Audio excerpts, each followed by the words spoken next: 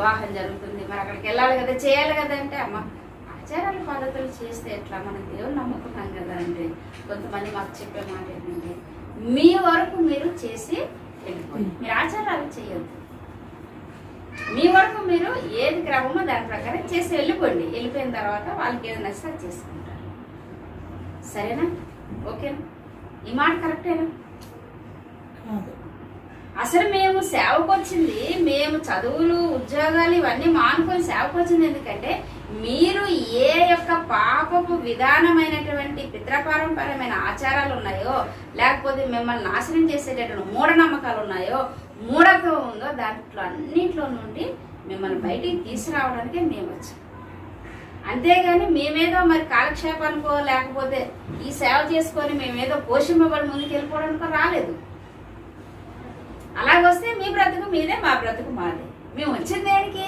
దాంట్లో నుంచి, అంటే ఆ యొక్క అంధకార సంబంధమైనవి ఏమున్నాయో దాంట్లో నుంచి మిమ్మల్ని బయటికి తీసుకురావడానికే మేము వచ్చాం. బైబిల్ ఇలా చెప్పలేదమ్మా, వాక్యం ఇలా చెప్పలేదమ్మా అని చెప్పి అవి మీ చేత చేయించకుండా వాటిని దూరపరచడానికి వచ్చాం.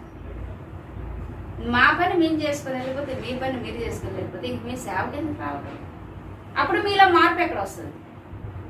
అందుకని ఇప్పుడు సేవకులు ఏం చేస్తున్నారంటే అంతే నిజమే కదండి, మరి వాళ్ళు కాదు మనం చేయమంటే ఏం చేస్తాం, వాళ్ళు అక్కడి నుంచి ఇంకో దగ్గరికి వెళ్ళిపోతారు, లేకపోతే ఇంకో సేవకుల దగ్గర, లేకపోతే చేసే సేవకుల దగ్గరికి వెళ్ళిపోతారు. ఇప్పుడు మనం ఏం చేస్తాం? అందుకని మనం కొంచెం నిలబడి అది చేసేసి వచ్చేది, అంటే మన చేతులు కడుక్కొని వచ్చేసిన తర్వాత లేదో తంటారు. అప్పుడు నువ్వు ఎప్పుడు బయటకు వస్తావు? నువ్వెప్పుడు బయటకు వచ్చేది? నువ్వెప్పుడు దేవుళ్ళకి వచ్చి చేసేది? సేవకుడు ఎందుకు చేయని అంటున్నాడు ఆ పని అంటే అది వాక్యానుసారమ్మా, కరెక్ట్ కాదమ్మా. మీరు వాక్యాన్ని అనుసరించాలా, మీరు నిజంలోకి రావాలా, మీరు ఆచారంలో ఉండొద్దు, మీరు మూఢనమ్మకాల్లో ఉండొద్దు, మీరు పితృపారంపర్యమైన వ్యర్థ ప్రవర్తనలో ఉండొద్దు. జీవితము చాలా విలువైంది.